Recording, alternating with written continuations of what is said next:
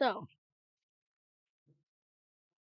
I was just looking around, seeing if I could do like a scary compilation of like family friendly scary compilation, right?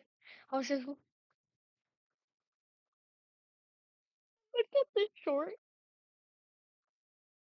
like if you saw my reaction, like I'm not even gonna look. I'm just gonna let you guys immerse into. I couldn't find the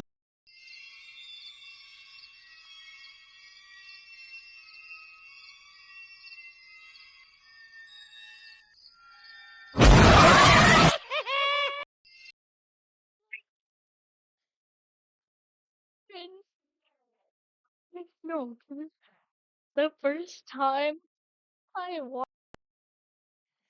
like I was just scrolling through, and I come across that, and I watch it, and I went, no, no, I went, first time, dude.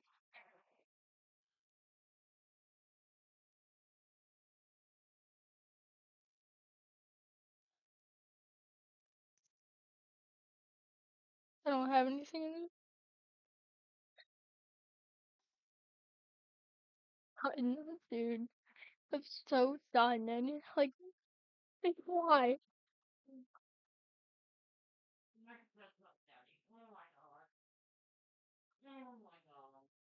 Do you guys hear my brother? He, I'm, my heart's racing. And the first time I watched that,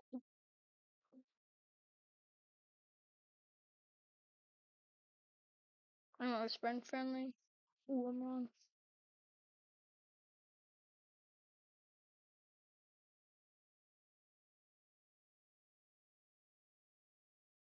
Um, wait. Ooh, this is Peacock Kids. This might even. This is the story of Grandpa's visit. Don't turn out the lights. Oh, nah. It was time for bed, and after Emily's mom said goodnight, she told Emily that her grandpa might stop by. Emily said goodnight and quickly fell asleep. A little while later, Emily woke up when she heard footsteps in the hallway that Nah. stopped at her door. She You're looked dead. over and saw a shadow of someone's feet. "Hello," she said, but no one answered.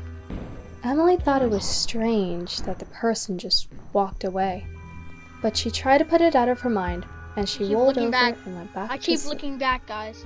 But later in the night, she was woken up I again look by the back. I keep footsteps looking in the back. hall. I'm too scared for this. By this time, she was starting to get nervous. She tried to calm herself down and tell herself, Alright, I'm going pee. I'll be right back.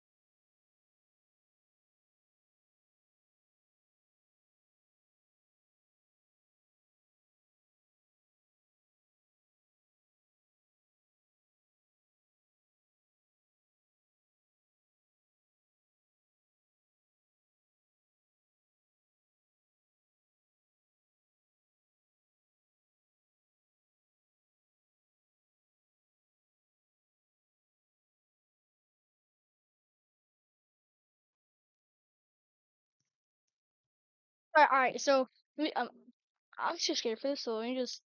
I'm not. Let me take a minute to, smell the good scent so I don't get more scared. Okay, okay. That's better. Oh, wait, I sprayed too much. Oh, that's strong. Right? I mean, both is better. That it was probably just her mom.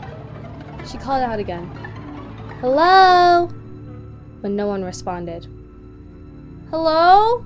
she yelled in desperation. The door slowly creaked open.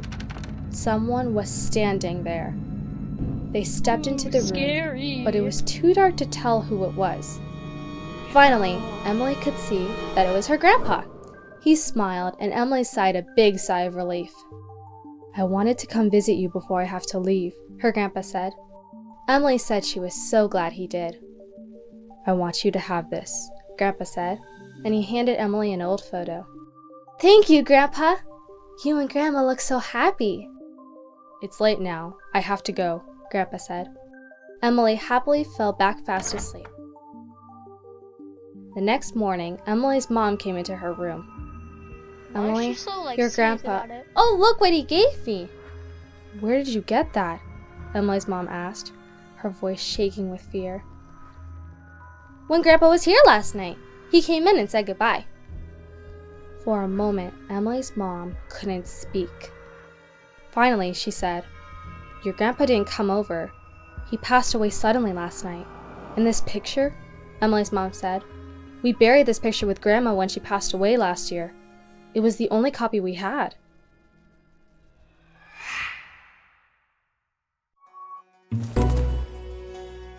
Oh. Yeah, it wasn't that scary. Hi, I'm Scared no more. Faith. This is the story of the disembodied voice. Hi, I'm Faith. This is the story of the Oh. disembodied voice. Don't turn out the lights. Why do you always It was a hot don't spring turn out night the in lights? Florida. All my lights are off except Chrissy my had just street gotten light. home from Alright, school you know and what? settled down to do her No. homework in her old wooden house. It had been in the family for over 100 years, and it creaked and groaned as the winds blew. To Chrissy, they were the familiar sounds of a house full of love, one that never used to be silent.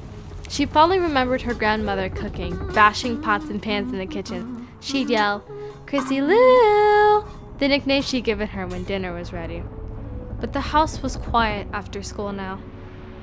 Chrissy settled in her room and began her homework, waiting for her mom to get back home. Her dog sat beside her. Chrissy had just finished her first math problem when she heard the door slam downstairs. Mom must be home early. Chrissy called down to her. "Mom?" There was no response. Doggy. Probably just the wind, she thought. She shrugged it off and continued her homework. An hour passed. She'd almost finished her first assignment when she Hard to faintly heard the sounds of pots and pans clanging downstairs. You know, if you see me like not focused, um,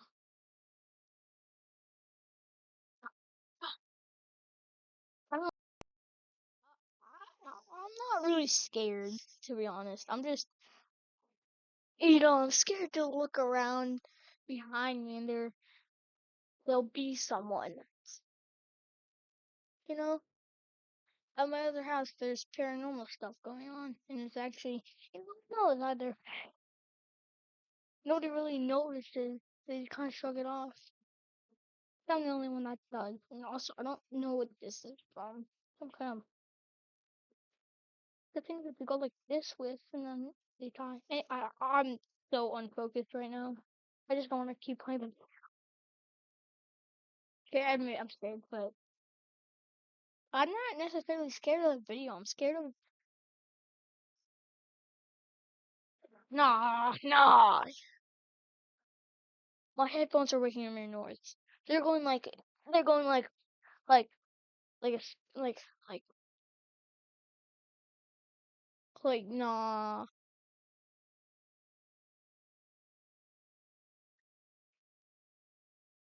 I hate this because no one's in my living room. And I'm all alone because my desk is in my living room, in the corner of our living room.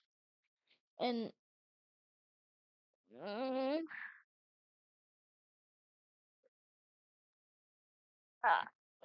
okay, we'll do it. She hadn't heard Mom come in the door. "Chrissy Lou," a voice called from downstairs. "1 second," Chrissy responded, finishing up her final math problem.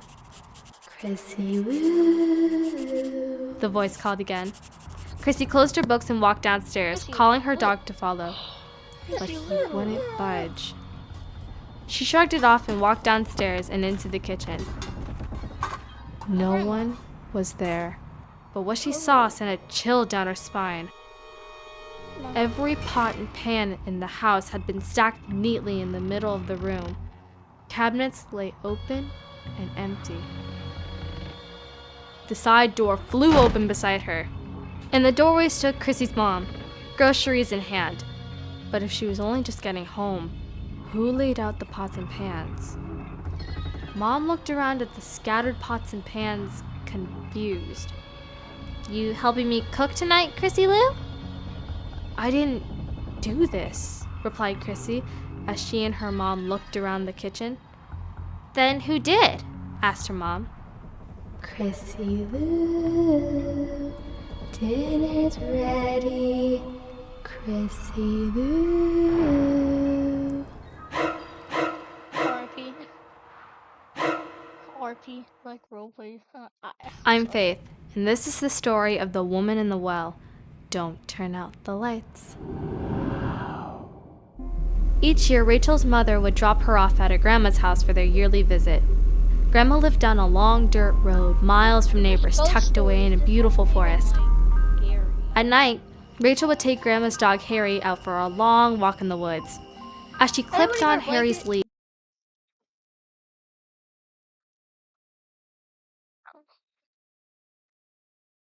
Give me a second.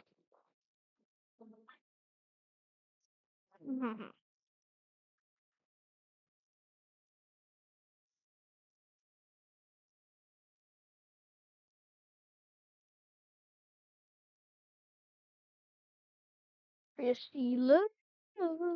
I'm not gonna get that out of my mind. and stepped outside to begin their walk, Rachel's phone buzzed. It surprised her. She didn't usually have service so far away from town. An unknown number had sent her a text. Come to the well, it read. She tried to respond and ask who it was, but her message wouldn't go through. She shrugged it off. It was probably a wrong number anyway. Harry pulled her along the dirt road, picking up a scent. She allowed him to lead her as she looked up at the beautiful moon through the trees. Suddenly, Harry stopped. He began growling at what was in front of him. Looking around, Rachel realized she was in unfamiliar territory. She'd never walked this way before. She strained her eyes to see what Harry was barking at up ahead. There stood a large stone well in the middle of the pathway. She'd never seen it before. Curious, she crept toward the well with her cell phone flashlight and peered down to the bottom. But the well had dried up. All she could see was a bit of wet dirt and darkness. Hello, she called down playfully, listening to the echo bouncing back at her in the blackness. Her cell phone buzzed again. It was another text, but this time it was a picture of her. She jumped back in shock, tripping over a tree root, her phone flying in the air and shattering down beside her. She and Harry ran back toward the house. Her grandma tried to calm her. The well was old and dried up, she explained. In fact, it was odd she stumbled across it tonight. Contractors were coming tomorrow to cement it over. Rachel tried to show her grandma the picture she'd been sent, but it had disappeared. Her grandma made her some tea and Rachel fell asleep on the couch. Early in the morning, she was awoken by the sound of a cement truck backing up and her cell phone ringing incessantly. Half asleep, Rachel picked up her shattered phone and held it to her ear. Hello? She answered. Come to the well. Said a voice on the other line. They're burying me. I just want to point out that did not sound scary. I just like come to the well. Like I was like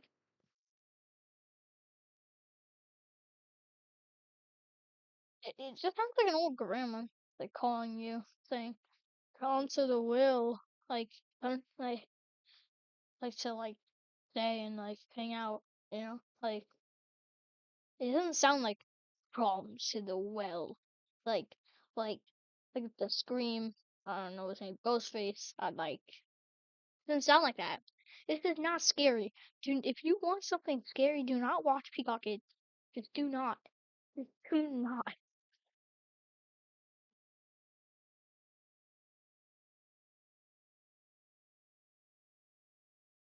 we were unable to process your McAfee antivirus. Alright, you know what? I'll be back.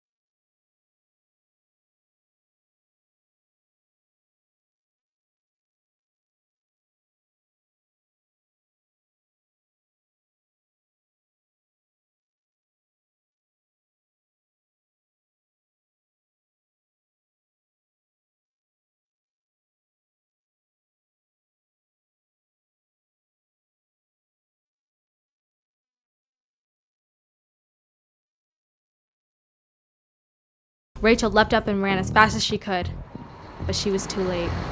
The cement truck was driving away, and a pile of gravel lay where the well had been. Hurriedly, she picked up her phone and dialed back the number. It rang. Then she heard a ringing on the other line.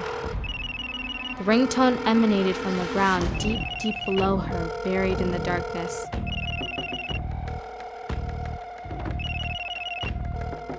Until the ringing stopped.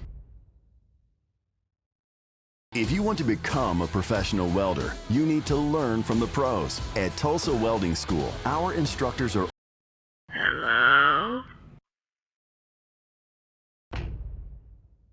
I'm Faith, and this is the story of the maid in Suite 23.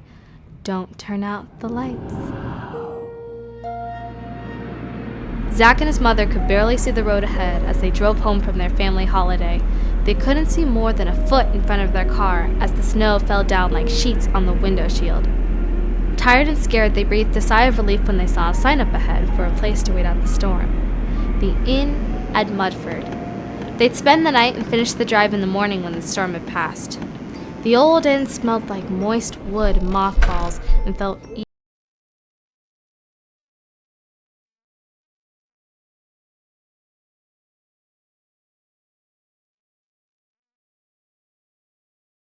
My mic was down again. Anyway, what I just said was that looks like Scrooge from A Christmas Carol. eerily empty. They were greeted by an old innkeeper. He informed them excitedly that they were his only guest, and so he'd give them his favorite suite to stay Yo, who's that? Oh no, it's just a neighbor in my house. in. He led them to Suite 23. He showed them the first room. It was large and luxurious, with a king bed and large windows. Then he showed them down the hall to the second room, where Zach would stay. It was smaller with a twin bed. Back when people used to travel with staff, the innkeeper explained, this is where the maid would sleep. Once he was done with his tour, the innkeeper bid them good night and left the room. Zach got ready for bed. That night, Zach was awoken by a faint knock on the door. Turn down service, a voice faintly called from beyond the closed door. No, thank you, responded Zach. But then he heard the knock a second time. Zach stood up frustrated. What kind of maid visited in the middle of the night? He opened the door, but no one was there. Perhaps he was dreaming, he thought. He closed the door, locked it, and got back into bed. But something strange happened to Zach as he slept. When he awoke, all his clothes were neatly folded and put away. His bed was made around him, and his hair was carefully combed. He gathered his things and went.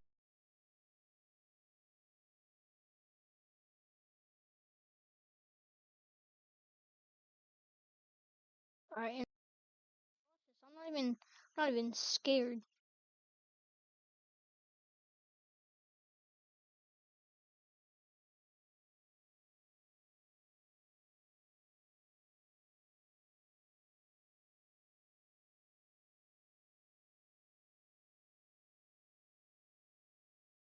See, where's the jump scare? Like, bro, you're just like doing it now. You're just like playing the game.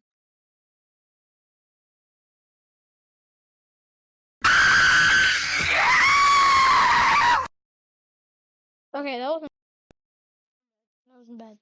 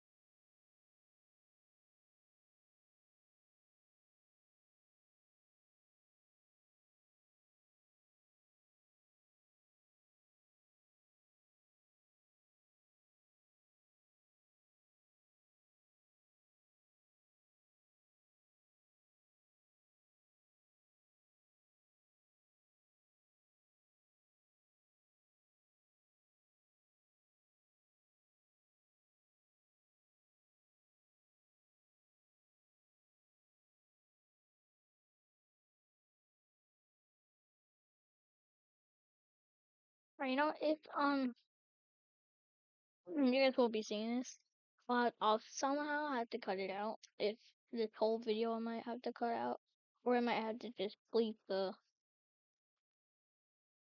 cursing. If there is cursing, I don't even think there is, because I mean, why would there be? If there is, I either won't post it or just take out this whole video. They're coming straight in. Trust me, I've got... Good, and they have more variety than the rest of the burger place.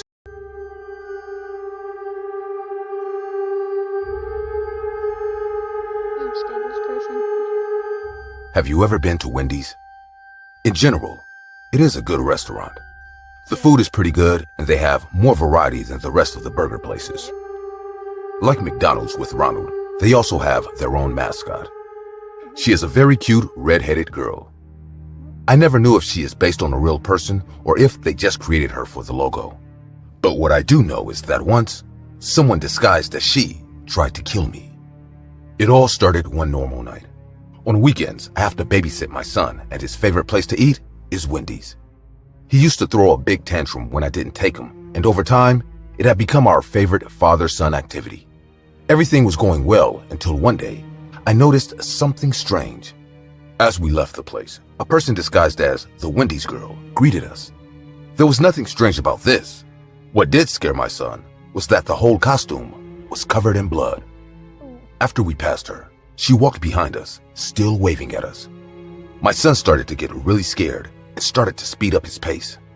I thought about confronting this person, but to tell the truth, I'm a pacifist. I don't know how to fight, and I don't want to. I would if it was to defend my son, but what would that accomplish? I would only put him at risk. I decided to pick up the pace and get into the car as soon as possible. Just a few steps away, the girl was still waving at us in a terrifying manner. Why? Several weeks passed, and my son was somewhat reluctant to return to the restaurant, until one day. I talked to his mother, and she convinced him. I was sure nothing would happen. Maybe that was a one-time thing. If this person was stalking all the customers like that, she had probably already been kicked out. With many doubts, my son went with me to the restaurant. No, because why? If the Wendy's boss saw that, wouldn't they guy?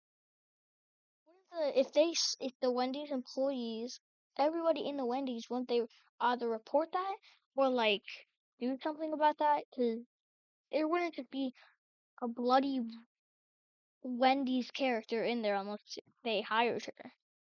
And why would they hire her to if she's supposed if that's Little by little, I could see how the spark began to return. There was no trace of the strange woman, and he began to feel more and more comfortable. We spent a great night together eating. It seemed like everything that had happened would be in the past as a bad and bizarre memory. We made our way to the car, and the parking lot and was there empty. she is. But this was a good thing since our stalker from that time wasn't there either. We got into the car and I started it up. But at that moment, the thing I was most afraid of happened. In front of the car, preventing us from moving forward, the woman in the costume was waving at us. Her costume was still bloody, and just like last time, looked like fresh blood.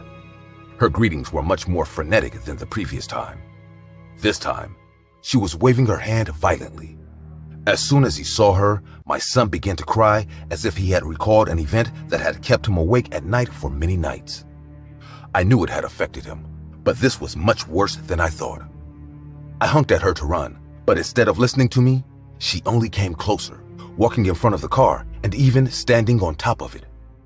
I quickly put on the seatbelt while I listened as this terrifying woman walked on the roof. I took advantage of the situation to try to speed up the car, but as if sensing that I was going to do it, she laid down and stuck her head inside of the window, showing us a big knife in the process. I accelerated the car. But in a matter of seconds, we lost control and crashed into a pole. All the car's tires were flat. The woman had fallen from the accident, so I took the opportunity to grab my son and run back to the Wendy's. On the way, the woman caught up with me in a matter of seconds and threw me to the ground. My son fell away, and as I yelled at him to go to the restaurant to report what was happening, the woman tried to press her knife against me. She was very strong. Somehow, her strength was equal to mine, which in itself was not much.